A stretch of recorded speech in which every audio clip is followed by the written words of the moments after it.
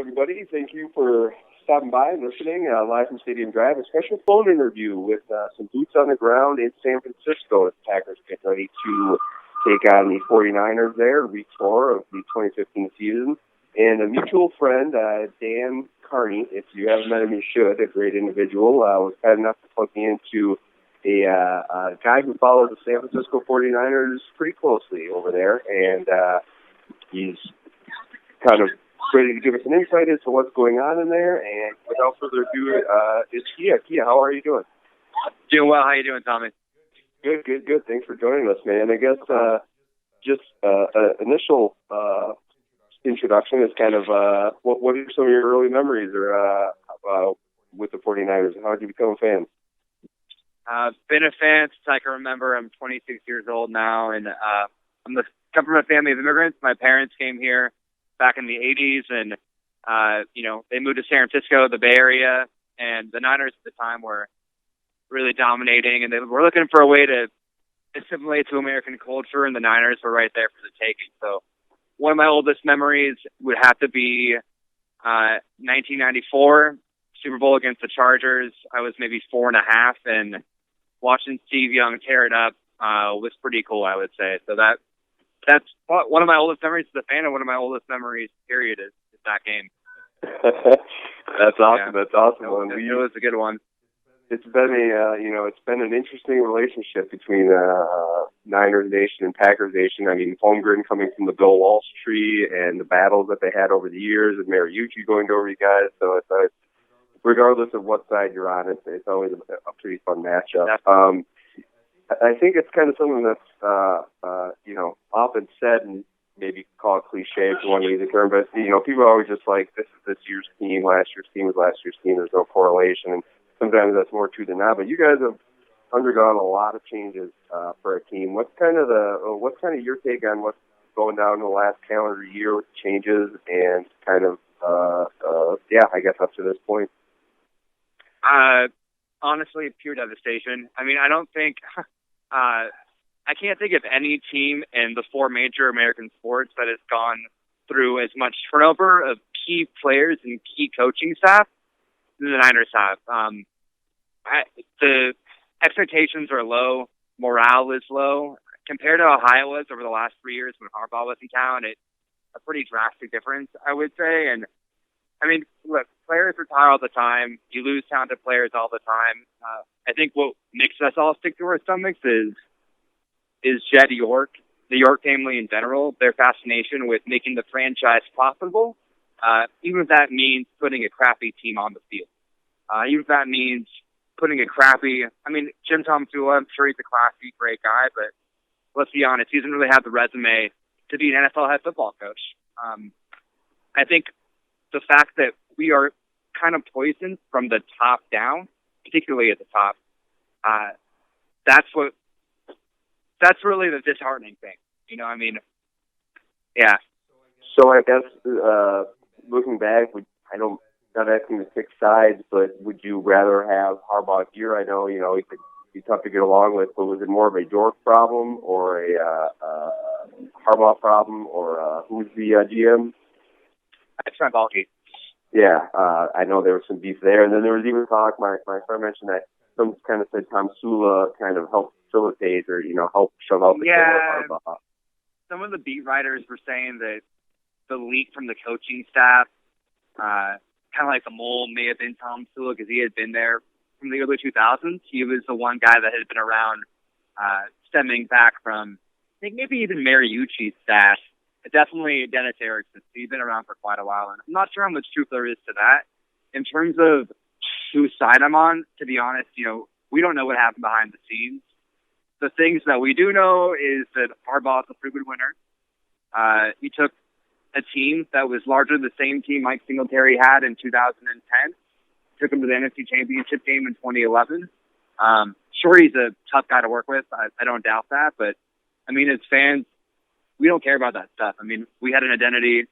We cared about, there's so much history in both organizations, and to see us kind of rise back to the promised land was something that I'll never forget, and it's unfortunate that we had to get rid of such a great coach because he was demanding a lot of money and was a hard guy to work with. You know, it just doesn't make a lot of sense to fans out here. There was some talking about just the players were kind of fed up with his ways. Do you buy into that at all? I mean, kind of. I mean, there were stories of him not allowing players to play cards on airplanes or maybe listen to music at certain times. Or yeah, I buy into that, but I don't think it was cause for concern. I mean, I think more players want to win too, right? I mean, at the end of the day, that's how they gain recognition. That's how they get their money. If they're on winning teams and if they're performing well, I would say the majority locker room was behind Harbaugh. That's my opinion. I'm not sure. Is Bulky on a hot seat, or is he pretty buddy-buddy with the York family? Honestly, I think he's pretty buddy-buddy with the York, but he should be on the hot seat based off of his recent draft performances. We let go of, might have been Joe Looney, one of our starting, what would have been our center this year, or maybe right guard, I forget, but he was the last guy from the 2012 draft that was actually on the team. We have nobody from the 2012 draft that is left on the roster, and that's absurd. I think you talk about the Seahawks and why they're able to be good for so long and have that daunting defense is really because of their draft. Bringing in Richard Sherman in later rounds, getting Russell Wilson later on. We weren't as successful there after 2011. So it's Tomsula now, and like you said, I mean, remarkable. I didn't know how far he went back. You said morale is low. I mean, what is kind of the fan base expecting now? Is it kind of is anybody really bought into him or rooting for him? That, I mean, maybe a nice guy, good solid coach, but just not with the team is, or what's kind of the feeling? I think the general feeling is really genuine quality man, good person, good players coach, a good motivator, but not an offensive or defensive genius. Not a football mind when it comes to outsmarting the opponent. I think that's the general perception, and it's the perception of his staff too. I mean, just think about it this way. So people were criticizing Jeep Fritz, who was the quarterback coach last year, for how he handled the development of Colin Kaepernick. They promoted him to offensive. They have promoted him to offensive coordinator, which makes no sense. They bring on a guy that was running a radio show in North Carolina talking football, who was a college coach back in the day. They bring him on to be our quarterback coach, right? This guy wasn't even in football for 3 to 4 years. They promote Jim Tomsula, defensive line coach, over Vic Fangio, who had our defense in the top 5 overall over the last 4 years. That's ridiculous. Fangio interviewed for the job. He wanted the job.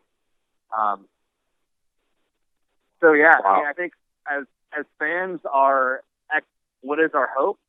For me, I don't want to be the embarrassment of the NFL. I want us to go out there and compete.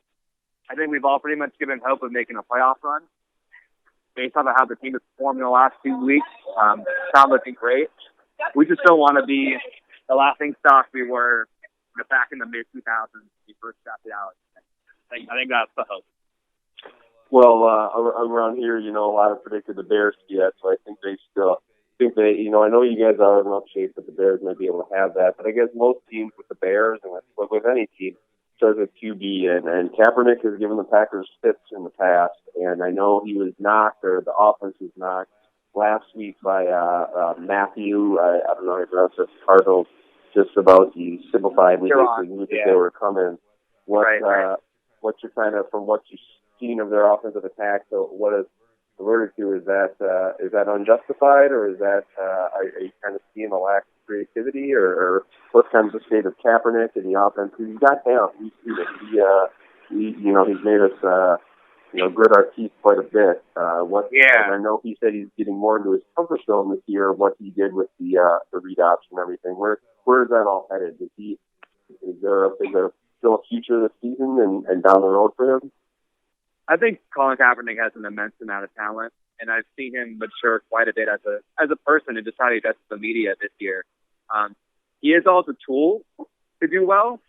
I just think with him, it might be more mental than anything else.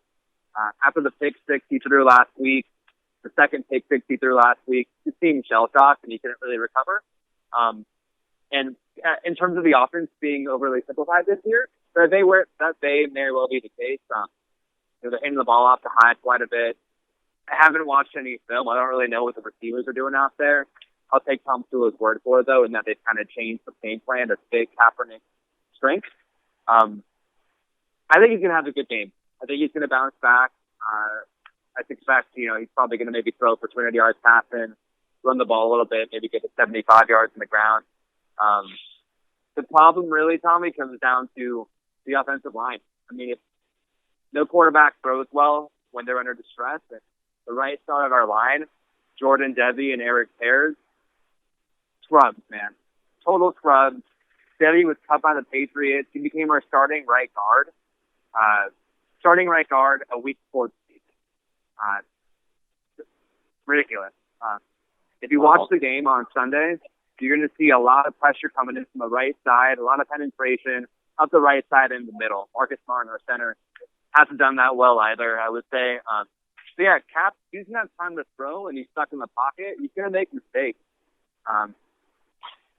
He needs some pieces around him to perform well for him to kind of reach his ceiling. And unfortunately, that hasn't happened yet. I'm a firm believer in whether you run or pass the ball predominantly at all starts with the offensive line.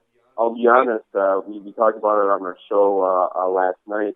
There's been a lot of praise to the Packers' defensive front seven, but we face pretty lower tier offensive line units in the Bears first, who have been a mess for a number of years.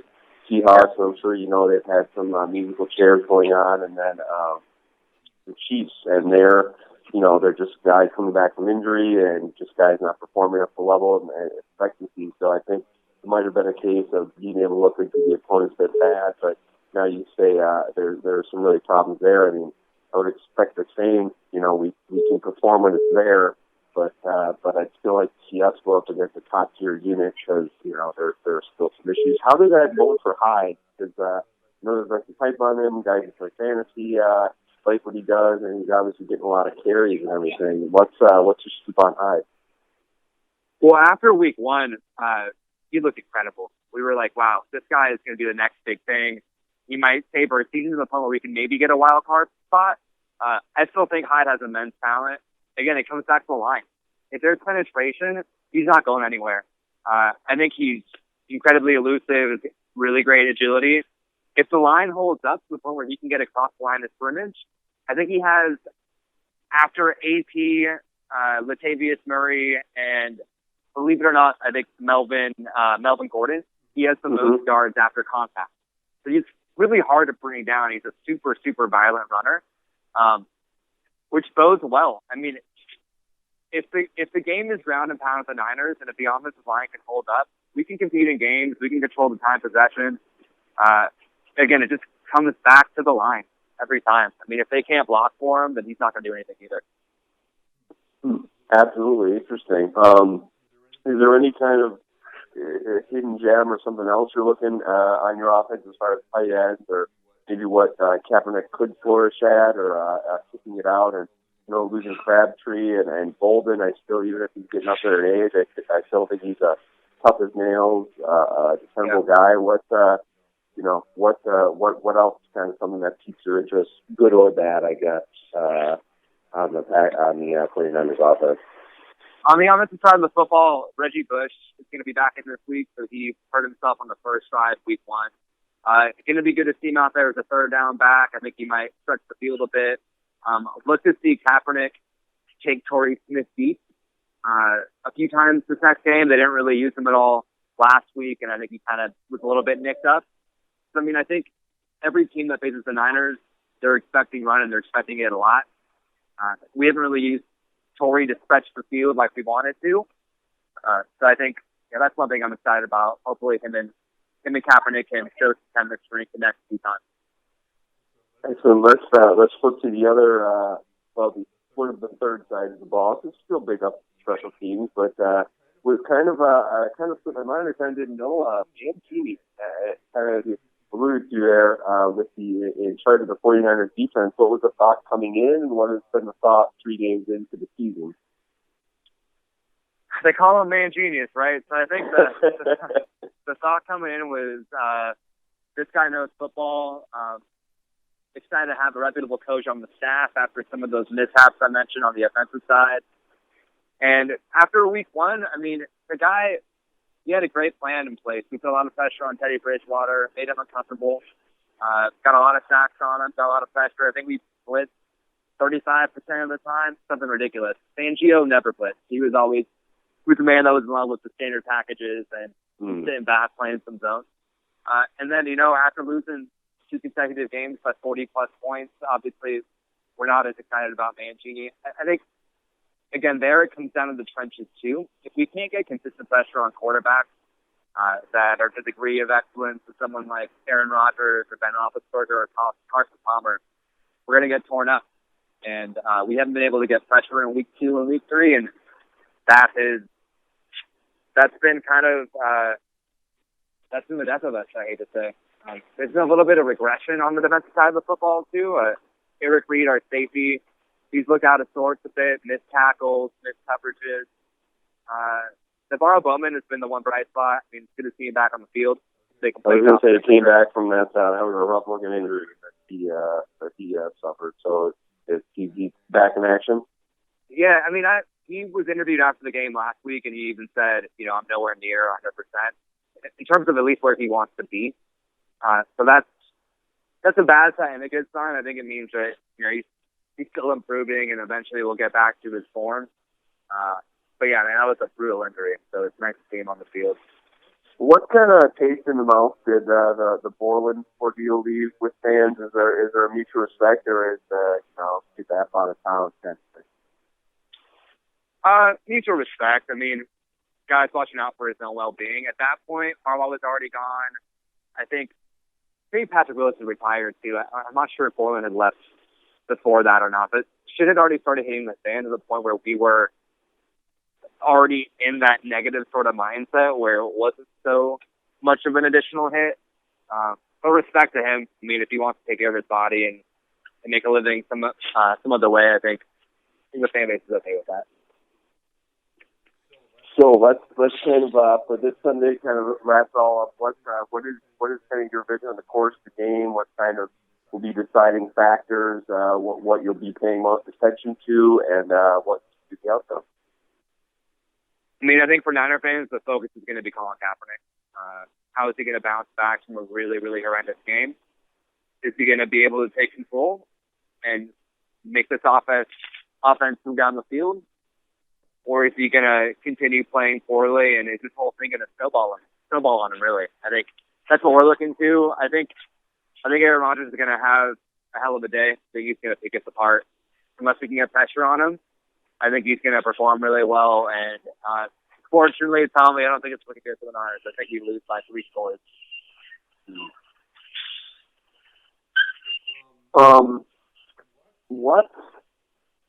What is the feeling? Does anybody still give any? So sorry, do you want to throw out a score out there? Do you have a score? I didn't put a score, but I think we lose by 3 touchdowns. Okay, nice. It's not going to be close. Is there any hangover, anything or anything, with a native son that could have been in Rodgers? Is there any of that there? Just curious. There is with me. I don't know about other Niner fans. I mean, granted, back in 2005, you don't know who's going to be talented. Alex Smith, Aaron Rodgers, both looking great out of college. It was only until afterwards where I learned that Rodgers was such a big Bay Area guy, a Joe Montana fan, and obviously now future Hall of Famer, one of the best quarterbacks in the league. It leaves a sour taste in my mouth, for sure. And I think he's on a mission, dude. I mean, we've gotten the best of you guys really the last 3 years in the playoffs and in the regular season. I think he wants to make a statement. When he wants to kick us when we're down, I'm pretty sure. So it's going to be we'll see what happens. No, yeah, I mean, I think just all around everything that's between the draft ring and then behind Favre and then last year against your division rival, the Seahawks. I mean, I just think there's a lot of piss and vinegar in the tank. Just, I guess, if you want a quick bounce around and give your take on the other 3 teams in your division, because there was a period there, you're talking about the early 2000s, I mean, after the Rams and everything, there wasn't much coming out of the NFC West, and now, I mean, really, you have to, at least give an eye to kind of all three teams a little bit, or at least an interest. What's kind of your thoughts on the rest of the division? I think if Carson Palmer can stay healthy, Arizona's going to be in a really good place. Their defense is stout, as it's always been. It all comes down to his health, his ability to stay productive. I think Seattle's going to figure it out. They always start pretty slow. They've got great players, great coaching staff, great quarterback. I think they'll take one of the wild cards for sure. Look at them finishing somewhere around 9-7, 10-6. Cardinals taking the division around 12-4. I think the Rams have always been on the verge of really, turning the corner and making a run. Their defense is incredible. That defensive line is world class. Offensive side, though, I think they still have some work to do. They don't have a quarterback. Nick Foles is definitely serviceable, like Sam Bradford is when healthy. I think it'll be a battle between third place in the division between the Niners and the Rams. That's the way I see it. So awesome, man. I guess just stepping back, looking in the NFL, is there any other kind of thing, any other team you watch, or anything else of interest you want to shout out here at the kind of we wrap up? Oh man, let me think. Let me think of my interest. I mean, I just hate the Seahawks. That's all I gotta say. I hope they lose every game. Well, you found a common friend in us. Believe me, it was I was there on Sunday night. It was very, very satisfying to see that. Trust me, it was great to watch on my side too. My girlfriend's a Packer fan, so that's kind of a great two guys as my second favorite team. So beat the Seahawks, beat them well. Cool, man. Well, like I said, it's it's just been such a storied and back and forth and up and down with Niners and Packers. It's always a fun game to watch, no matter where we're at, and I appreciate everything. Kia, couldn't have been cooler. Thank you so much for talking. You're looking forward to talk, and as down the road as it does, stop by OutsidePlan.com and Live from Stadium Drive, Facebook, or on Outside Plan. Are you doing anything else 49ers related, or anything else you want to give a shout out to, or football or not football related before we get out there? Yeah, no, we're okay. Thank you I'm okay. Thank you so much for having me on. I really enjoyed it, man. Thank you. Awesome. Appreciate it. That was Kia, our man with boots on the ground in San Francisco, giving us full insight ahead of Sunday's game. We will both be watching. Hope you are too. And everybody enjoy it. It's going to be fun. NFL football week 4. Let's get after it. Thanks, Kia.